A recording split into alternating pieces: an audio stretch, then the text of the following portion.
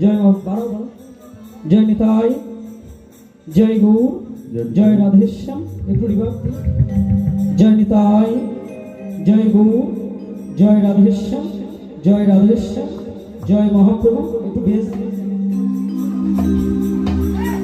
जय निताई जय गौर जय राधेश्याम जय महाप्रभु जय महाप्रभु ठीक है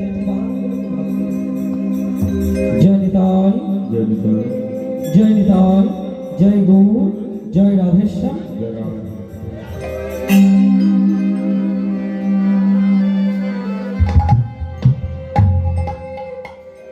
निताई गुण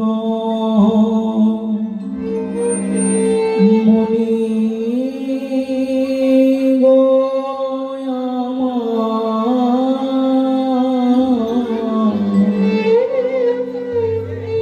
निताई गुण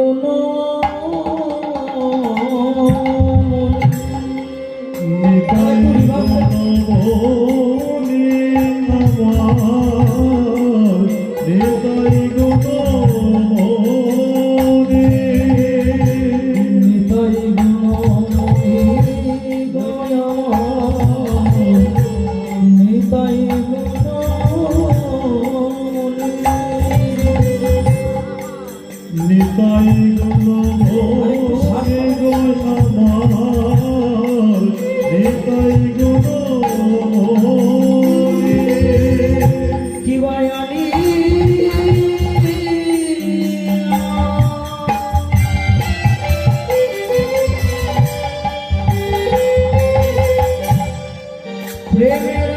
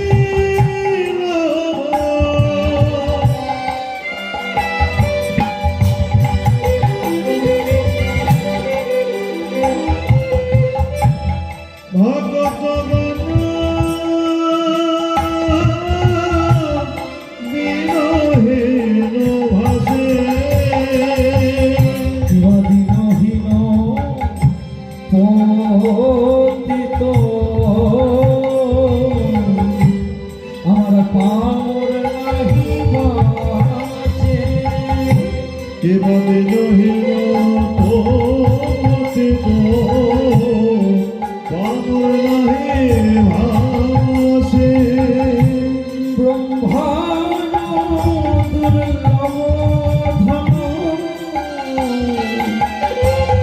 প্রভু আমার সবাকার যাচ্ছে দেব ব্রহ্মানন্দ লভ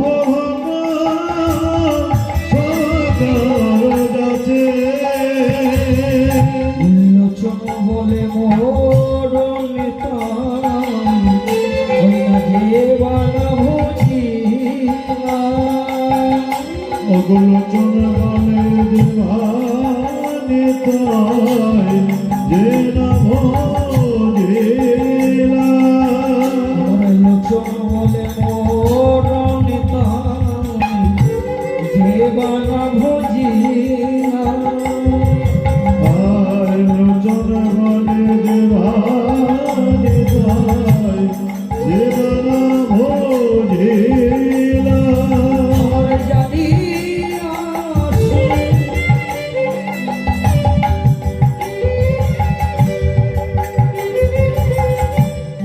শুনে আসে তো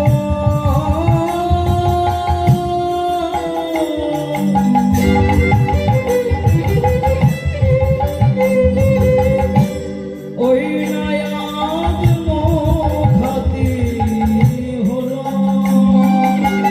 অগণে আসো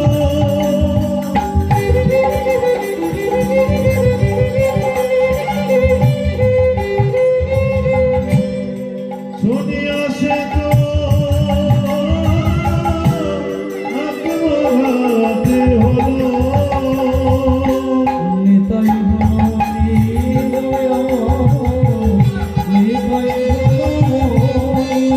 সবাই একটু ধরে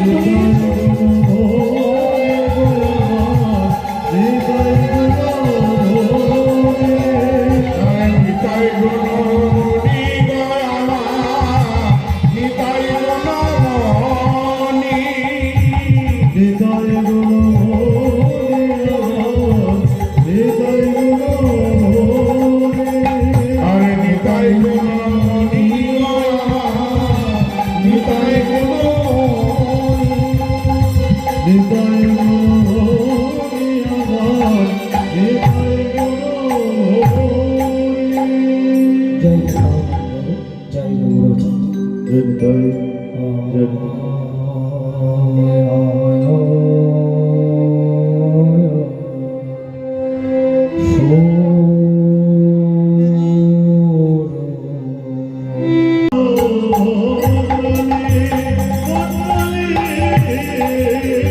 কিবা পুলিনে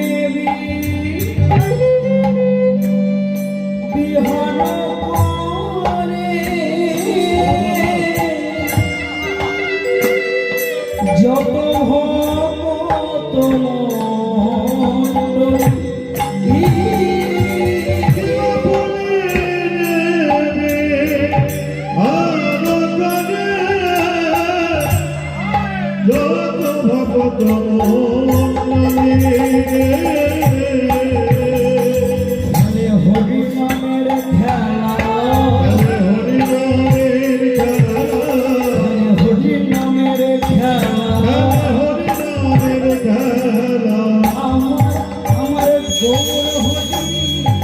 হরি নামের খেলা হরি নামের খেলা আমার গৌর হরি খেলে হরি নামের খেলা আমার গৌর হরি হরি নামের খেলা আমার গৌর হরি সুরধুনী আলো করে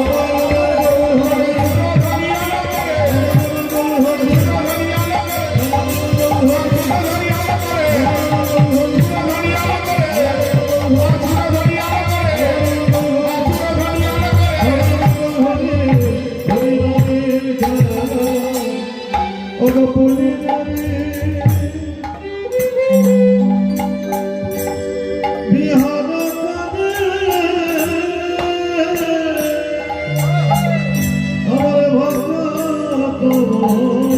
দলে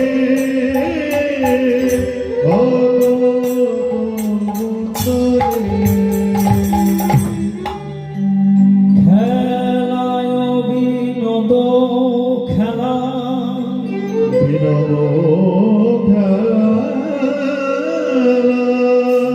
আমার গোরা বনমালী ওই না তুলিনে বিহার করে যত ভকত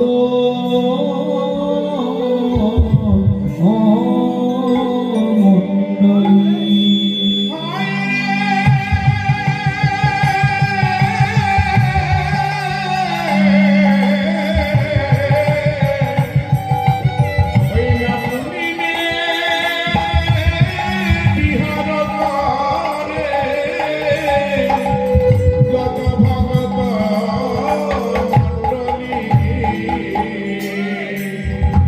জয় নিতাই, জয় গৌ, জয় রাধেশ্বর, জয় মহাপ্রভু, জয় নিতাই, জয় নিতাই, জয় নিতাই। উপস্থিত সমস্ত ভক্তমণ্ডলী ও আমার ভক্তিমতী মাতৃবৃন্দ, পিতৃবৃন্দ, সবার রাতুল রাঙা চরণে জানাই আমার অসংখ্য কোটি দণ্ডবধ প্রণাম।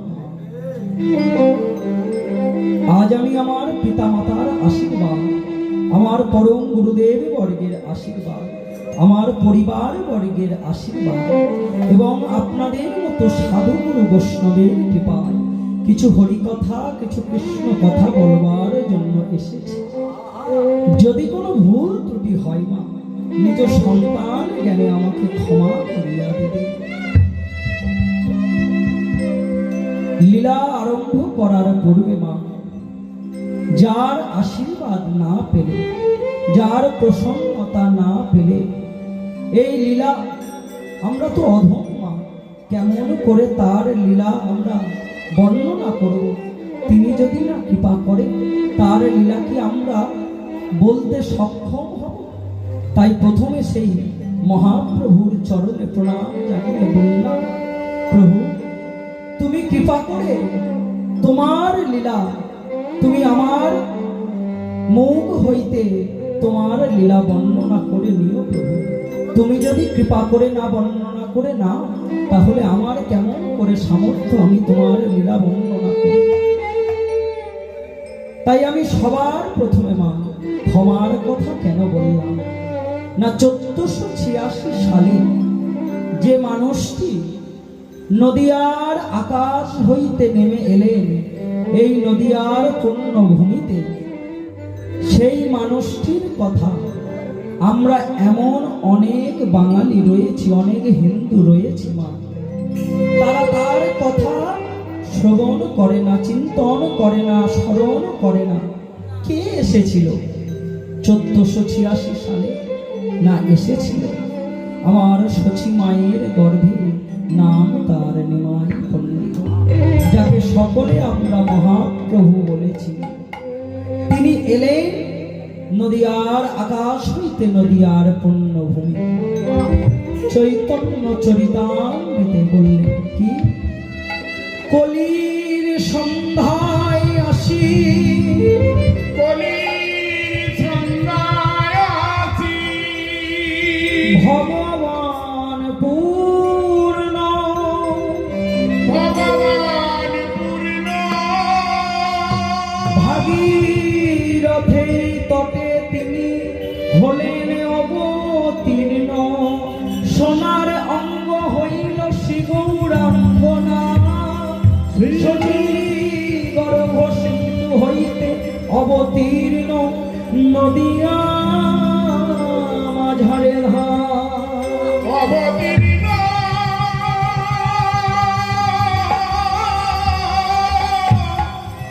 অবতীর্ণ,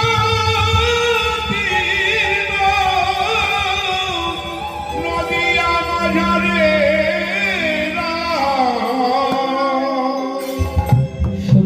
গর্ভ সিন্ধু হইতে যে অবতীর্ণ হয়ে এলো সেই মহাপ্রভু মনে মনে চিন্তা করলেন, মা কেন না তার মতো বিচক্ষণ ব্যক্তি আর কি হতে পারে মা? যাকে নিয়ে একটি যুগ তার নামেতে, তার জন্ম যে সময়ে হয়েছে সে সময়কে একটি যুগ প্রবর্তক হিসেবে তাকে বলা হলো। কেমন জানো না? যেমন যীশু খ্রিস্ট জন্মগ্রহণ করেছে, যুগ নির্ণয় করা হলো কেমন না খ্রিস্ট পূর্বাব্দ আর খ্রিস্টাব্দ। আর খ্রিস্টাব্দ উত্তর বলা হয় তার পরের কালকে, পূর্বাব্দ অর্থাৎ তার জন্মের পূর্বে, খ্রিস্টাব্দ সেই সময়, আর খ্রিস্ট উত্তর মানে তার পরের সময়। তেমন আমার মহাপ্রভুকে এমন করে যুগ নির্ণয় করা হলো না। চৈতন্য পূর্ব, চৈতন্য সমসাময়িক আর চৈতন্য উত্তর যুগ। তিনি এমন একজন মানুষ ছিলেন না। তাই সেই মহাপ্রভু চিন্তা করলেন যে কলির যে জীব রয়েছে তাদেরকে যদি বড় বড় শাস্ত্র এনে আমি হাতে ধরিয়ে দিই তারা অধ্যয়ন করবে না। কেন জানো না? আমরা কলির জীব সবসময় চিন্তা করি যে ছোট কোনটা। যদি বড় কাজ আমাদের কাছে এনে দিয়ে দেয় না মা, আমরা চিন্তা করতে থাকি যে বড় কাজটা কেমন করে ছোট করা যায়। এখন যেটাকে বলে সংক্ষিপ্ত সার, বড় কিছু দিল আমরা তার সংক্ষিপ্ত করে ছোট করে বার করে নেব। তাই মহাপ্রভু চিন্তা করলেন এমন কিছু দিতে হবে যেটা ছোট হবে আবার উপকারীও হবে। তাই তিনি আমাদের 8টি শ্লোক দিয়েছিলেন। সেই 8টি শ্লোকের মধ্যে একটি শ্লোক আমরা আস্বাদন করব। কি বললেন? ত্রিনাদপি শুনিছেন তররেব সহিষ্ণুনা অমানীন মানদেন কীর্তনিয়া সদা হরি।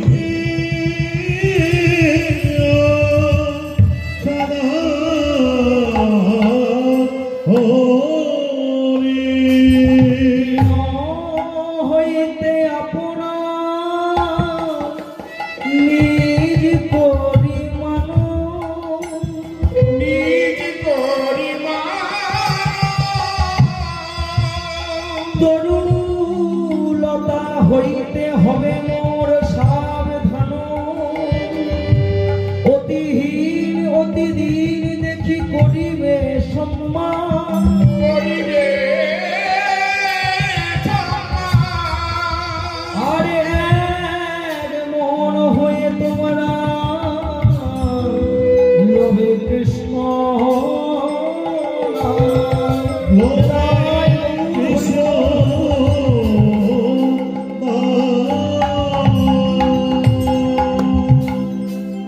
কি বললেন মা? তৃণ হইতে আপনার নিজ করিও। মহাপ্রভু বললেন যে তোমরা যে বলছো যে আমি ভক্ত হয়ে গেছি, আমরা অনেকে বলে থাকি না মা, আমরা ভক্ত হয়ে গেলাম, আমরা তার ভক্ত হয়ে গেছি, অনেকেই বলি। কিন্তু আমার মহাপ্রভু বলল ভক্ত হওয়া অত সহজ বস্তু নয় তো। আগে নিজের মধ্যে যদি আচার বিচার যদি না জন্মায় তাহলে কেমন করে তুমি ভক্ত হবে? ভক্ত অনেক দূরে। তার আগে যে নিয়মগুলি আমাদের পালন করে গেলে, যদি আমরা এই নিয়মগুলি পালন করতে পারি, যদি কিঞ্চিত হয়তো ভক্ত হতে পারি, পুরোটা নয় কিঞ্চিত যদি হতে পারি, তার জন্য বললো যে আচার বিচার আনো। তাই তো মহাপ্রভু তিনি বিচক্ষণ ছিলেন, সবসময় আপনি আচরি ধর্ম জীবকে শেখালো। নিজে আচরণ করলো, তারপর জীবকে সেটি দিল। নিজে আচরণ বিনা কোনো সম্পদ কোনো কিছু কিন্তু তিনি জীবের হস্তে তুলে দেয়নি। এমনই তিনি ছিলেন প্রাণের মানুষ। তাই সেই মহাপ্রভু বললেন প্রথম যে নিয়ম আমাদের জানালো না, প্রথম নিয়ম কি বলল না? তৃণ হইতে আপনার নিজ করিও। তৃণ শব্দের অর্থ হচ্ছে মা ঘাস। ঘাসের থেকে আবার কি আমরা শিক্ষা নিতে পারি? মহাপ্রভু বলল হ্যাঁ গো, ওই ঘাসের থেকেও যে শিক্ষা নেওয়া যায়। কেমন করে নেওয়া যায় জানো? আমরা আমাদের বাল্যকালে সবাই তো একদিন না একদিন সবাই খেলাধুলা করেছি মা। সেই খেলাধুলা অতিক্রম করে এখন আমরা বড় হয়েছি, এখন হয়তো সময় পাই না তেমন করে খেলতে। কিন্তু আমার মহাপ্রভু বলল, ওই খেলার সময় তোমরা তো মাঠেতে গিয়ে খেলা করতে, মাঠেতে খেলা করতে গিয়ে এমন অনেক তৃণগুল্ম লতা রয়েছে যাদেরকে তোমরা পদদলিত করে দিয়ে চলে গেছো, কিন্তু কখনো একবার পিছন ঘুরে তাকিয়ে দেখলে না তোমাদের পদদলিত হওয়ার পর সেই দিনের অবস্থাটা কেমন। আমার মহাপ্রভু বলল, কেমন জানো, তোমরা যখন পদদলিত করে দিয়ে চলে গেলে তখন তাদের মাথাটা এমন করে নত হয়ে গেল, আবার কিন্তু তারা আস্তে আস্তে আস্তে আস্তে তাদের মাথাটা চারা দিয়ে উঠল। তাই কলির জীবকে বলছে, দেখো জগৎ মাঝারে যে নিচু হতে জানতে শেখেনি সে কখনো উঁচু হতে পারবে না। তাই প্রথম নিয়ম যেটা বললো, আগে নিচু হতে শেখো, তাহলেই তো তুমি জগৎ মাঝারে উঁচু হতে পারবে। দ্বিতীয় কারণ কি বললো মা, তররে সহিষ্ণুনা, তরুলতা, তরু শব্দের অর্থ হচ্ছে মা বৃক্ষ। বৃক্ষ থেকেও কি আবার শিক্ষা নেওয়া যায়? বৃক্ষ থেকে আমরা কি শিক্ষা নেব? আমার মহাপ্রভু বলে দিলেন, হ্যাঁ গো হ্যাঁ, ওই বৃক্ষ থেকেও শিক্ষা নেওয়া যায়। কেমন জানো? তার আগে আমি বলবো, বৃক্ষ থেকে যেটি আপনি শিক্ষা নেবেন সেটি এমনই একটি মূল্যবান বস্তু মা। কেমন জানে, এই সংসার মায়া জালে সবাইকে কিন্তু আমাদের আসতে হবে। এই মায়াজাল অতিক্রম করে তবে আমাদের যেতে হবে। তাই বললেন, জগৎ মাঝে যদি তোমার মধ্যে সহনশীলতা ধৈর্য না থাকে তাহলে এই সংসার মায়া জালে এমন অনেক সমস্যা এসে পড়বে না, যেগুলি হয়তো তোমার মধ্যে সহনশীলতাটা যদি থাকে, যদি ধৈর্য থাকে, সেই সমস্যাটা বড় আকার ধারণ করবে না। কিন্তু যদি আমাদের মধ্যে সহনশীলতা না থাকে, যদি ধৈর্য না থাকে, তাহলে দেখবেন এমন অনেক ছোট ঘটনাও আমাদের জন্য, আমাদের ভুলের জন্য সেই ঘটনাগুলো বড় আকার ধারণ করে বসে। তাই আমার মহাপ্রভু বললেন যে দ্বিতীয় নিয়মের কথা কি না, নিজের মধ্যে সহনশীলতাটাকে আনো, জাগ্রত করো সহনশীলতা। সহনশীলতা যদি না থাকে তাহলে কেমন করে পথের দিকে এগিয়ে যাবে?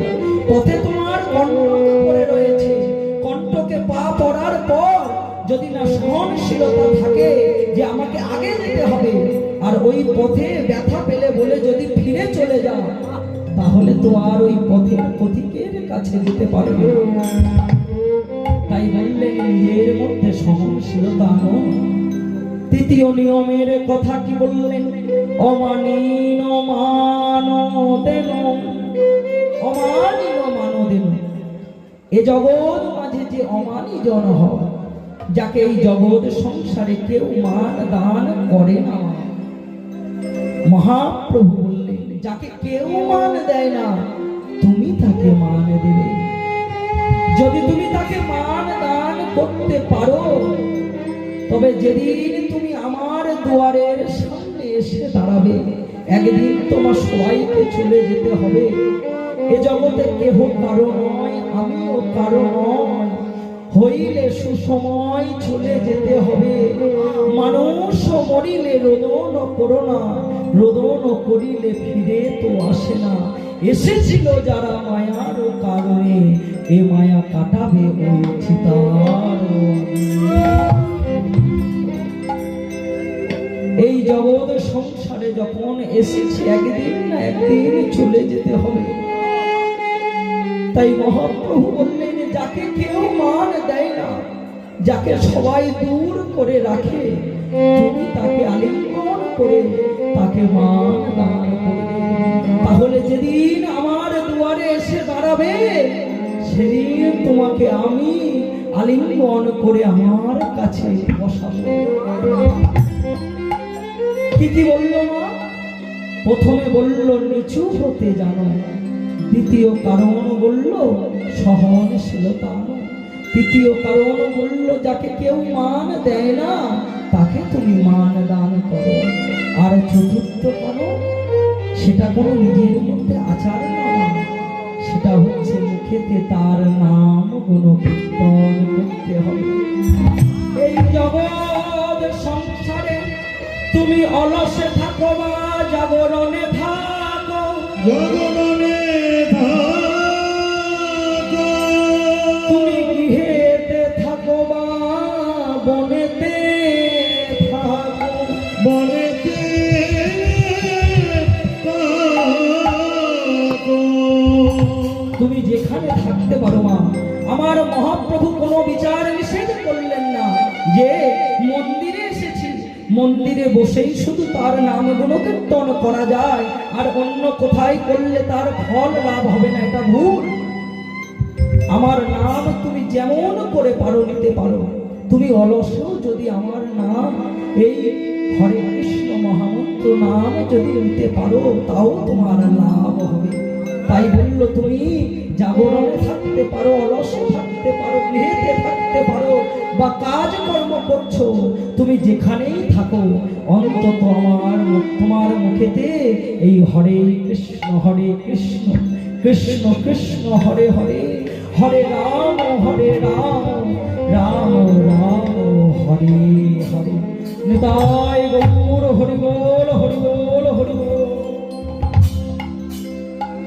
এই মহামন্ত্র নাম তোমাদের মুখে উচ্চারণ হলো কেন মা বলছি জানো? বর্তমান কলিতে হরের নামই ও কেবলম, কলৌ নাস্তে গো নাস্তে গো নাস্তে গো গতির অন্যথা। বর্তমান কলিতে হরের নাম বিনা আর কোনো গতি নাই। যদি গতি পেতে চাও, যদি তার কাছে যেতে চাও তবে মুখেতে নাম বলো। তাই আজ সেই মহাপ্রভু সুরধ্বনির তীর ধরে আজ খেলছে মা, সুরধ্বনির তীর ধরে আজ খেলছে। কি খেলা না? হরি নামের খেলা খেলছে আজ আমার মহাপ্রভু। দুটি বাহু তুলে যখন আজ আমার হরি নাম করছে মা, তখন দূর থেকে একজন সেই সোনার রূপটি দেখছে আর বলছে কি অপরূপ রূপ রে, কে চলে যায়। তাই মহাপ্রভুকে দেখে বলছি কি ওকে যাই, ওকে যাই আমার সোনা গৌরা। ওকে যায়, ওকে যায়, সোনার গৌর যায়। ওকে যায়, ওকে যায়, সোনার গৌর যায়। ওকে সবাই তুলুন ধ্বনির সহযোগে। সোনার গৌর যায়। ওকে যায়, ওকে যায়, সোনার গৌর যায়। ওকে যাই যাই যাই, ওকে যাই যাই যাই, ওকে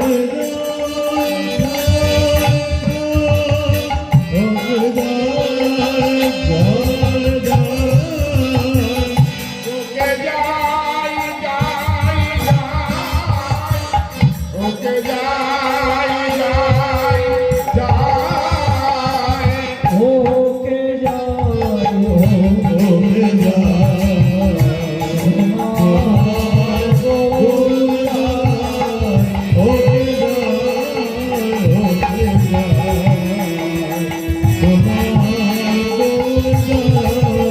ওকে যায়, ওকে যায়, সোনার গৌর যায়। হরি হরি বলে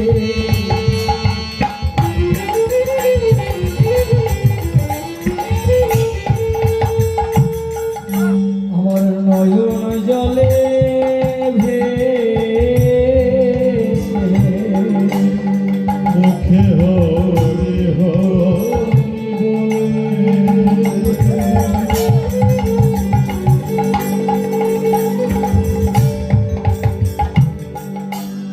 বলে নয়ন জলে ভেসে মুখে হরি হরি বলে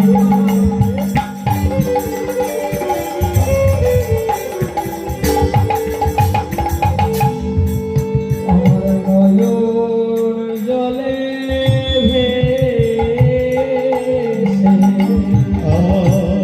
মুখে হরি হরি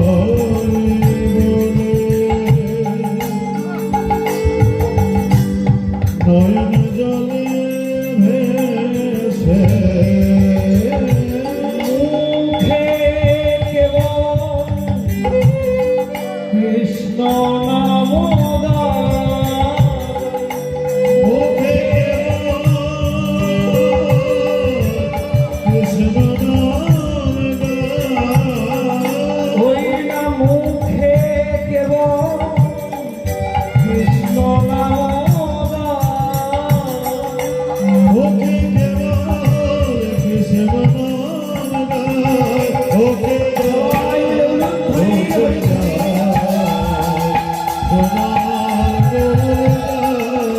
ওকে যায় ওকে যায় সোনার গৌর যায়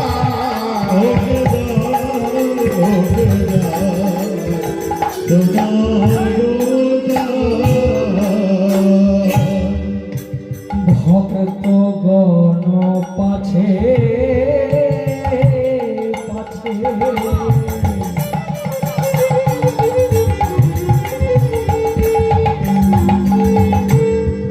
আমার চলে প্রভু সাথে আর ভক্তগণ পাছে পাছে চলে প্রভু করি না ভক্ত গণ পাছে পাছে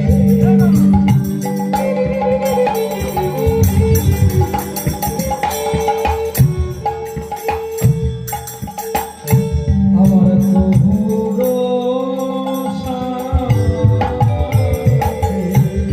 ভক্তগণ পাছে পাছে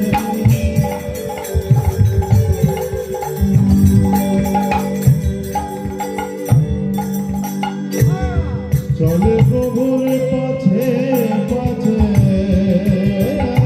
দেখে প্রভু যদি না দেখে প্রভু দেখে প্রভু যদি না দেখে প্রভু ওকে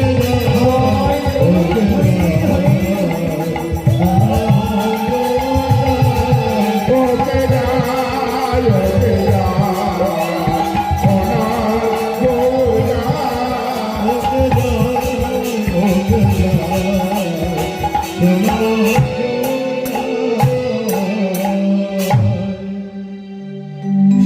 সুরধ্বনির তীর ধরে যখন চলেছে আমার মহাপ্রভু কি অপরূপ দৃশ্যমান একজন দেখে বলছে যে এই সোনার অঙ্গের মানুষটি কে চলে যাচ্ছে আর শুধু একা যাচ্ছে না তার পাছে পাছে যত ভক্তগণ আছে তারা তার পাছে পাছে চলেছে কেন জানো না যদি আমার মহাপ্রভু কারণ সে নাম করতে করতে তো ভাবে বিভোর হয়ে পড়তে তাই যদি বিভোর হয়ে পড়ে যদি কোথাও পড়ে যায় না তাই পাছে তার ভক্তগণ সর্বদা তারা দাঁড়িয়ে রয়েছে যদি দেখে যে মহা মহাপ্রভু ভাবে বিভোর হয়ে পড়েছে, তারা দাঁড়িয়ে রয়েছে, যদি কখনো পড়ে যায় তারা ধরে নেবে আমার মহাপ্রভু। তাই আজ সুরধ্বনির তীর ধরে যখন চলেছে মা, এবারে দেখছে আর গগনে বেলা নাই, যখন দেখেছে পদকর্তা কলম দিলে কি অগো বেলি অব আমার সান হইল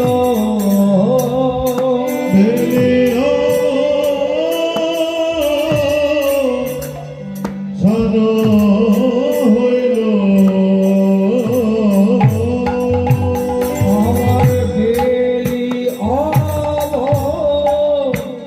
সান হইল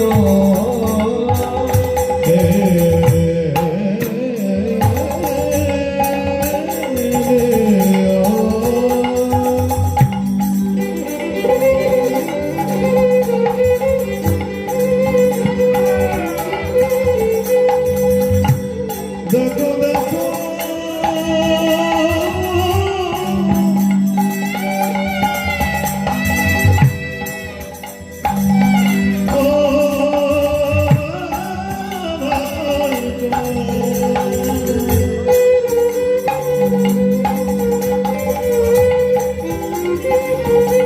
পশ্চিম গগনে চেয়ে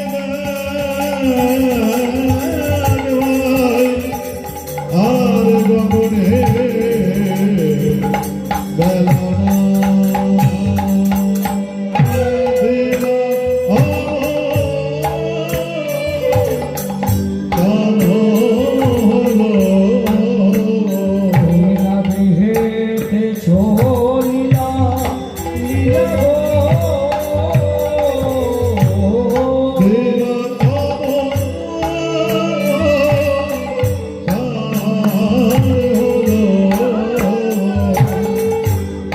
আদি গৃহেতে চলিলা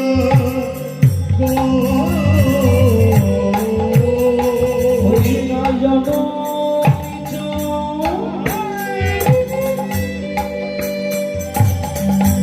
চরণে আসি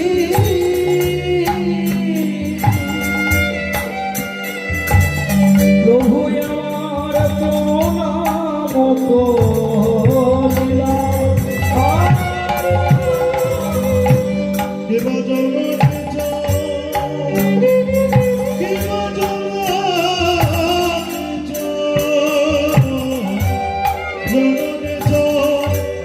জগতে আছি প্রণাম করিলা ভজনী চরণে আসি প্রভু আমার প্রণাম করিলা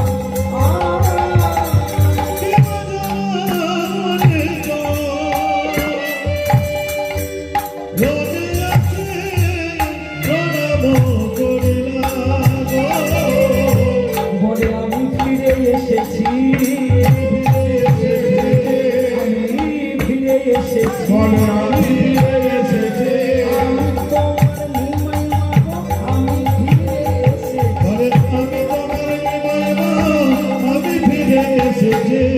তোমার নিমাই মাগো, আমি ফিরে এসেছি, আমি তোমার নিমাই মাগো, আমি ফিরে এসেছি, আমি তোমার নিমাই মাগো,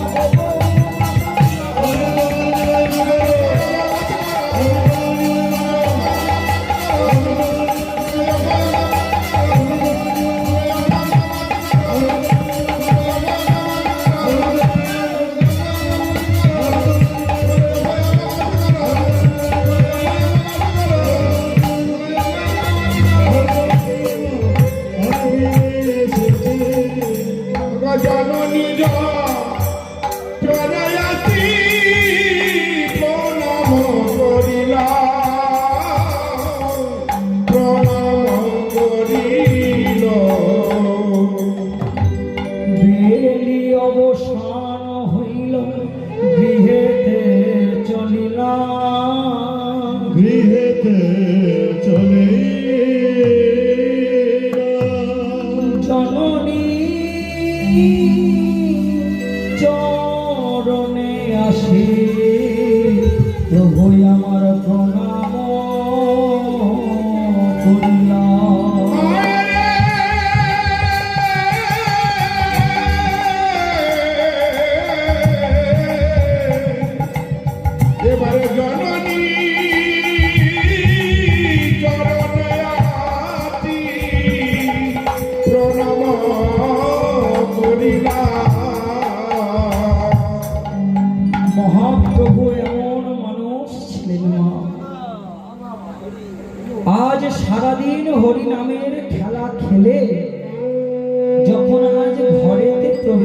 করেছে মা। ঘরেতে প্রবেশ করে দেখছে মা সচি দাঁড়ায় আছে। গিয়ে মায়ের চরণে গিয়ে প্রণাম জানালো মা। তিনি এমন একজন বিচক্ষণ মানুষ ছিলেন, কেন মাকে প্রণাম করল? সে তো খেলাধুলা করে সে নাই বা প্রণাম করতে পারত, কিন্তু জগৎ জীবকে শেখাচ্ছে, শোনো শোনো জীব, তোমরা জগৎ মাঝারে যে কোনো কাজ করতে পারো, কাজ করিতে পারো, কিন্তু তোমাদের গৃহের মধ্যে যে তোমার গুরুবর্গ রয়েছে, আমাদের প্রথম গুরুদেব যদি কেউ হয় না, সেটি হচ্ছে আমাদের পিতামাতা। সেই পিতামাতাকে ফেলে যদি তুমি অন্য কর্ম করতে বেরিয়ে যাও,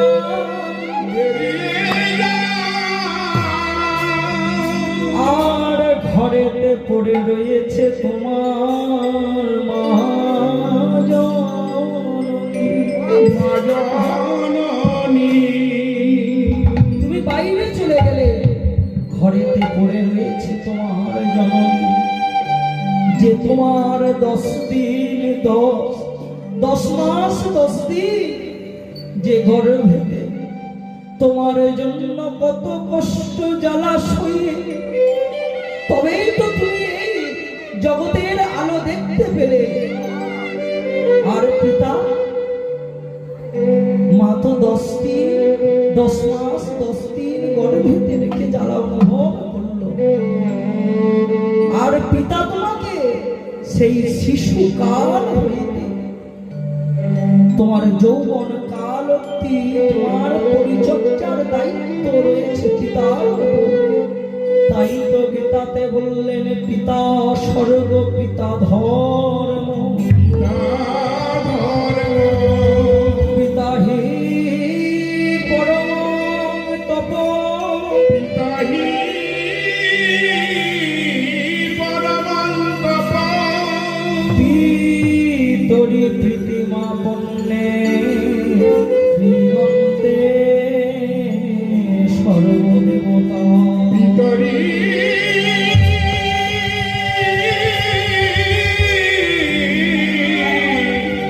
পিতারি পিতিমা পহন্নে পিয়ন্তে স্বর্গ দেবতা। জননী জন্মভূমি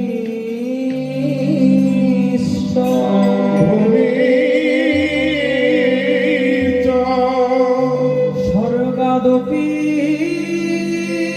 হরিয়সি,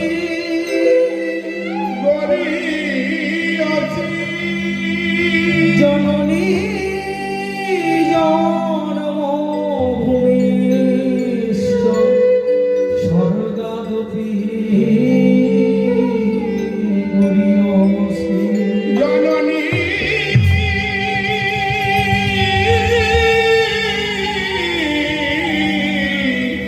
জননী জন্মভূমি স্বর্গাদপি গরিয়সি। গীতাতে তো আর এমনি এমনি বলেনি মা, পিতা স্বর্গ পিতা ধর্ম পিতা হি পরম তপ। এরপরে যে কথাটা লিখলো মা, প্রীতরি প্রীতিমা পণ্যে অন্তে সর্ব দেবতা, শেষে কি বলছে? যদি তুমি তোমার পিতাকে প্রীতি অর্থাৎ ভালোবাসা যদি প্রদান করতে পারো, এই জগৎ মাঝারে যত দেব রয়েছে দেব দেবী, তাদের কাছে তোমার ভালোবাসা অর্পণ করা হয়ে যায়। এমন হচ্ছে পিতা জননী জন্মভূমিষ্ঠ। তাই আজ আমার মহাপ্রভু জগৎ জীবকে শিক্ষা দিচ্ছে, দেখো জীব, তুমি যে কোনো কর্ম করতে পারো, কিন্তু তোমার যে প্রথম গুরুদেব রয়েছে সেটি কিন্তু পিতামাতা। তারপর সবাই আমাদের ওই পথের প্রতীক হতে গেলে গুরুর প্রয়োজন হয়, কিন্তু প্রথম প্রথম যে আমাদের হাতটি ধরে ওই পথটা ছিনিয়ে দিচ্ছে তারা কিন্তু আমাদের পিতামাতা। পিতামাতা যদি পুত্র কিংবা কন্যার হাত না ধরে যদি না ওই পথটা ছিনিয়ে না দেয়, আমরা কি কখনো একা একা সেই পথটায় যেতে পারবো মা? কখনো আমাদের দ্বারা সম্ভব হবে না। তাই আমাদের পিতা মাতার প্রয়োজন যে পিতা, হে মাতা, তুমি আমাকে কৃপা করে। সমবেত ভক্তমণ্ডলী, আজকে পিতা মাতার কথা আলোচনা হচ্ছে। এই হরিবাসর কিন্তু বহুদিনের, যারা এই হরিবাসর পরিচালনা করে চলে গেছে তাদের চরণে আমার শতকটি প্রণাম। আজকে এই সুখদেবের কীর্তনটা দেওয়া উদ্দেশ্যটা হলো, আজকে আমাদের সৌমে তার দাদু ঈশ্বর গণেশচন্দ্র মণ্ডল এবং পিতা হাজারপদ মণ্ডল এবং তার আত্মীয় স্বজন যারা স্বর্গবাসী হয়েছে তাদের উদ্দেশ্যে কৃষ্ণ প্রেমে প্রতি হয়ে আজকে আপনাদের এই সাধুগুরু বৈষ্ণবের এই নাম কীর্তন শোনাবার বড় আশা করেছি। কেন ওদের বাসভূমিতে আমরা দেখিনি, কিন্তু আমার পিতাবর্গের মুখে শুনেছি যে এমন মধুর হরিনাম সংকীর্তন হতো। তাই তারা যে নাম তুলে দিয়ে চলে গেছে, আজকে সেই নাতি হিসাবে হোক, সন্তান হিসাবে হোক, আবার সেই জাগরণ হচ্ছে। হয়তো একদিন আপনারা বৈষ্ণবগণ আশীর্বাদ করবেন, ওই ভূমিতে আবার একদিন হরিনাম সংকীর্তন হবে। জয় জয় নিতাই।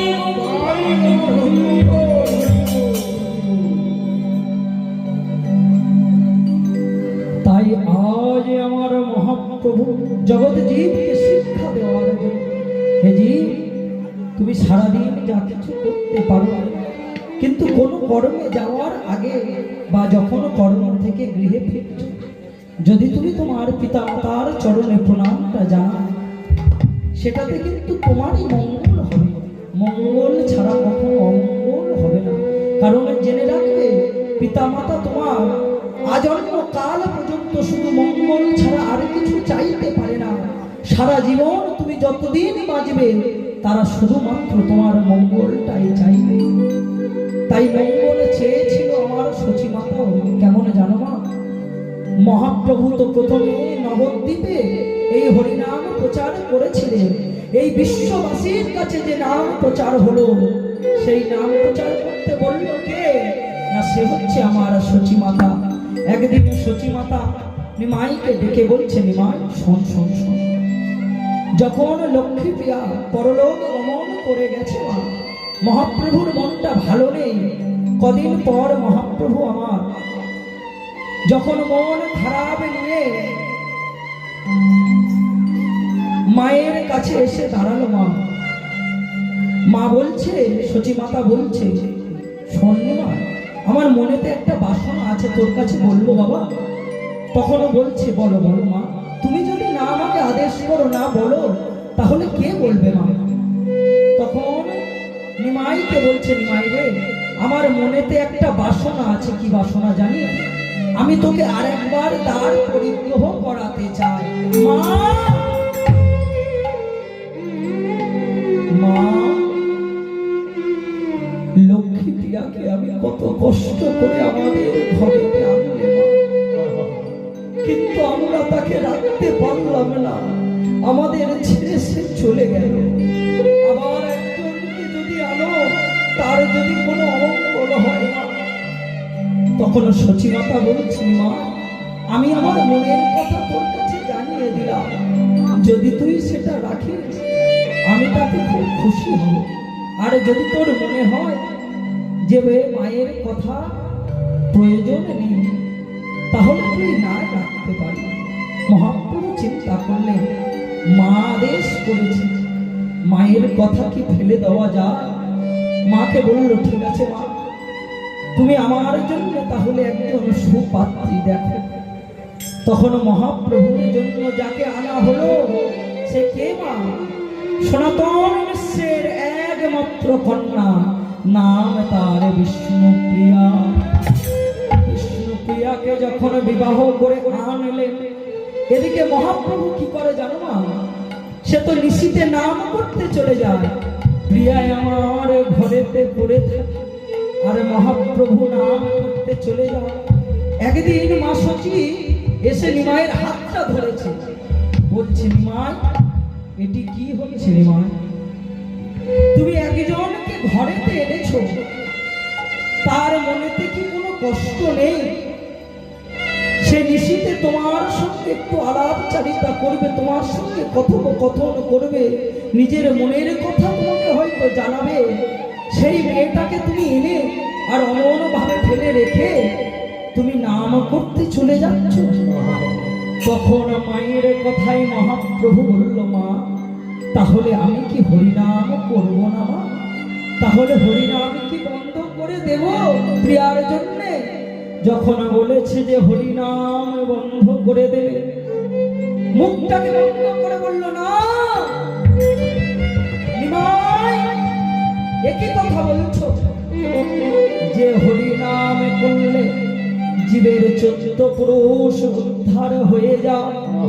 আমি মা হয়ে কি সেই নাম বন্ধ করে দিতে বলতে পারি? বলো নিমাই, আমি তোমাকে আজ আশীর্বাদ করলাম, তুমি শুধু নবদ্বীপের জন্য নাম করো না, তুমি সারা বিশ্ববাসীর জন্য আজ থেকে তুমি এই হরিনাম প্রচার করো। সবাই তুমি সবাইকে নিয়ে এই হরিনাম প্রচার করো।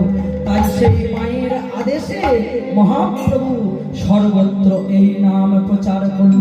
এবার মায়ের চরণে প্রণাম যখন জানিয়েছে, মা বলল, আয় আয় মা, আয় আয় আয়, সারাদিন কত খেলা করেছিস বাবা, আয় আয় আমার কাছে আয়। যখন নিজের কোলেতে বসিয়েছে, কত খেলা করে এসেছে, কষ্ট হয়েছে বলে মাথায় একটু হাত বুলিয়ে দিচ্ছে। মাথায় হাত বোলাতে বোলাতে যখন অঙ্গেতে স্পর্শ হয়েছে, দেখছি গৌর অঙ্গেকে ধুলা দিয়েছে। যখন মায়া আমার দেখছে যে কে ধুলা দিয়েছে, নিত্যানন্দকে বলছে, নিতাই নিতাই আমার গৌর অঙ্গে কে ধুলা দিয়েছে। যখন বলেছে মা, তখন পাশে দাঁড়িয়ে রাধা মোহন দাস ঠাকুর বলছে, ও ধুলায় ও ধু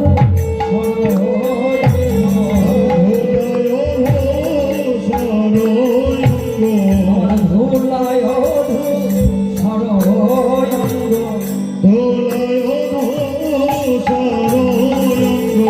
মহিনা গদ গদ ভাস গো,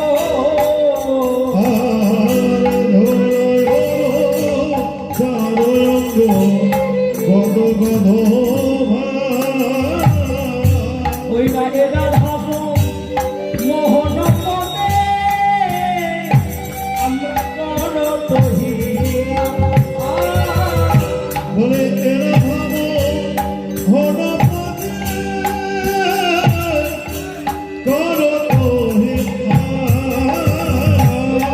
করো মোহন পদে কর তহিয়া।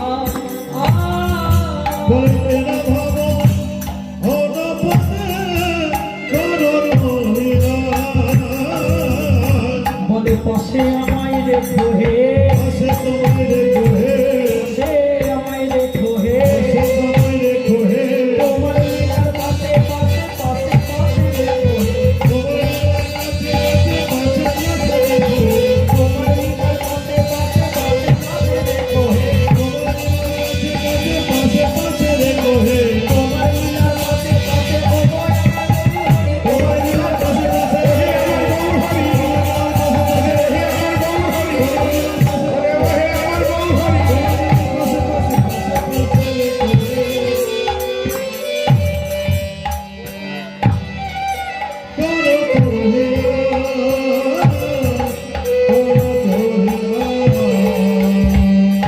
ধুলায় অধু সরয় অঙ্গ গদ গদ ভাস, হে রাধা মোহন পদে করত হি দাস ঠাকুর বলছে যে ধুলায় ধূসর অঙ্গ, এদিকে মা সচি বলছে, নিতাই শুন শুন শুন, আমার গৌরঙ্গে কে ধুলা দিয়েছে বলতে পারি? তখন আমি তাই বলছে, দেখো মা, আমরা কেউ ধুলা দিই নাই মা। কি করে তাহলে ধুলা লেগেছে? তোরা যখন ধুলা দিসনি তাহলে কে ধুলা দিয়েছে? জগৎ মাঝারে কি কেউ এমন হতে পারে যে আমার গৌ